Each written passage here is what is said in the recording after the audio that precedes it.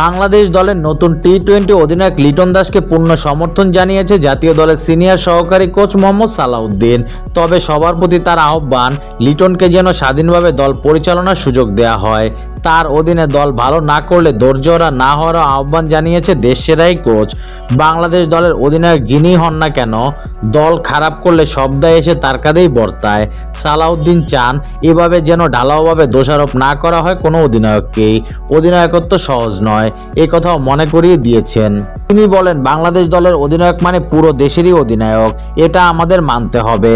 আপনারা হয়তো অনেকে অপছন্দ করেন, অনেক অধিনায়ককে দিলে আপনাদের মাথা গরম হয়ে যায়। বাংলাদেশ দলের অধিনায়কত্ব করাটা বাইরের থেকে মনে করতে পারেন অনেক সহজ, এটা অনেক সহজ কোনো কাজ না, অনেক কঠিন কাজ। আমাদের সবাইকে সাপোর্ট করতে হবে। অধিনায়ক হিসেবে যে ধরনের জিনিসগুলো দরকার, যেভাবে দলকে উপলব্ধ করা, স্ট্র্যাটেজি বলেন, সব দিক থেকে আমার মনে হয় সে খুব ভালো। সে চেষ্টা করছে কিভাবে দলকে সামনে এগিয়ে নেওয়া যায়, কারণ একজন অধিনায়ক কিন্তু দলটাকে চালাবে। আমরা যারা বাইরে আছি, বোর্ডে আছি, আমরা দল চালাবো না, চালাবে অধিনায়ক এবং কোচ। তাদের সমর্থন দিতে হবে, তাকে সেই স্বাধীনতাটা দিলে সে ভালো করবে। দলের যিনি অধিনায়ক, তিনি তো প্রতিনিধিত্ব করছেন দেশকেও।